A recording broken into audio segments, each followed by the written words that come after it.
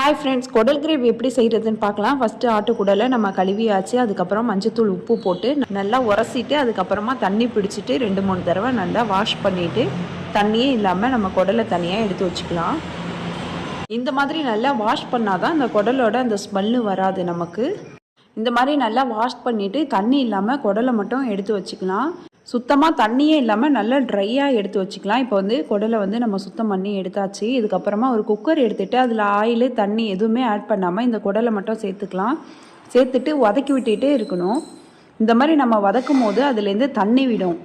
அந்த மாதிரி தண்ணி விட்டுச்சுன்னா நம்ம அதை எடுத்து ஊற்றிடணும். அதோடு நம்ம சேர்த்து நம்ம கிரேவி செஞ்சிட்டோம்னா அந்த ஸ்மெல்லு நமக்கு சாப்பிட வராது. இப்போ பாருங்கள், அதில் தண்ணி விடும் பாருங்கள். இந்த மாதிரி நம்ம 2 தடவை நல்லா வதக்கி விட்டு அது தண்ணி விடும். அதை நம்ம எடுத்துடணும். நான் ஃபஸ்ட்டு ஒரு வாட்டி வதக்கிட்டு அந்த தண்ணியை தனியாக எடுத்துட்டேன். இப்போ இன்னொரு வாட்டி அதே மாதிரியே வதக்கிட்டேன். மறுபடியும் இந்த மாதிரி தண்ணி விட்டுருக்கு. இது நம்ம எடுத்துடலாம். அவ்வளோதான், 2 வாட்டி தான் அந்த மாதிரி செய்யணும். இதுக்கப்புறமா நல்ல சுத்தமான தண்ணியில் குடலை திரும்ப நல்லா வாஷ் பண்ணிக்கணும். இந்த ப்ராசஸ் பண்ணால் தான் நமக்கு அந்த கவுச்சி ஸ்மெல்லு வராது. குடல் பிடிக்காதுன்னு சொல்கிறவங்க கூட விரும்பி சாப்பிடுவாங்க. அவ்வளோதான். இதுக்கப்புறம் குடலை தனியாக எடுத்து வச்சுட்டு நம்ம கிரேவி பண்ணலாம். குக்கரில் ஆயில் சேர்த்துட்டு பட்டை, கிராம்பு, ஏலக்காய் சேர்த்துக்கலாம். இது கூட 2 ஆனியன் கட் பண்ணி சேர்த்துக்கலாம்.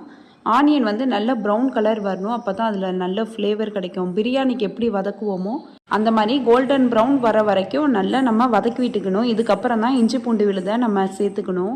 சேர்த்துட்டு நல்லா மிக்ஸ் பண்ணிக்கலாம். இதோட பச்சை வாசனை போனதுக்கப்புறமா தக்காளி, 2 பச்சை மிளகாய் சேர்த்துக்கலாம். சேர்த்துட்டு மறுபடியும் நல்லா மிக்ஸ் பண்ணிடலாம். இப்போ இது கூட மசாலாலாம் சேர்த்துடலாம். ஃபஸ்ட்டு உப்பு சேர்த்துக்கலாம். 1/4 ஸ்பூன் மஞ்சத்தூள் சேர்த்துக்கலாம். 1 ஸ்பூன் மிளகாத்தூள் சேர்த்துக்கலாம். 1/2 ஸ்பூன் ஜீரகத்தூள், 1/2 ஸ்பூன் மிளகுத்தூள் சேர்த்துக்கலாம். 1/2 ஸ்பூன் கரம் மசாலா சேர்த்துட்டு நல்லா மிக்ஸ் பண்ணி விட்டுட்டு அதுக்கப்புறமா நம்ம குடலை இது கூட சேர்த்துக்கலாம். சேர்த்துட்டு நல்லா வதக்கி விட்டுக்கலாம். இப்போ மசாலா எல்லாமே நம்ம ஆட் பண்ணியாச்சு. இப்போது ஒரு மிக்ஸ் பண்ணிவிட்டு குடலை ஆட் பண்ணிக்கலாம். தேவையான அளவு தண்ணியை சேர்த்துக்கலாம். கொஞ்சம் வதக்கி விட்டுட்டு லிட் போட்டு மூடிடலாம். 3 விசில் ஹையிலையும் ஒரு 4 விசில் சிம்மிலையும் வச்சுக்கலாம். வச்சுட்டு எடுத்து பார்த்தோன்னா குடல் கிரேவி ரெடி ஆகிடும். குடல் ஆணமாக வைக்கிறத விட இந்த மாதிரி கிரேவியாக வச்சோம்னா டேஸ்ட் நல்லாயிருக்கும். இப்போ வெந்ததுக்கப்புறம் ஒரு 1/2 மணி நேரம் கழித்து நம்ம ஓப்பன் பண்ணி பார்த்தோம்னா குடல் நல்லா வெந்திருக்கும்.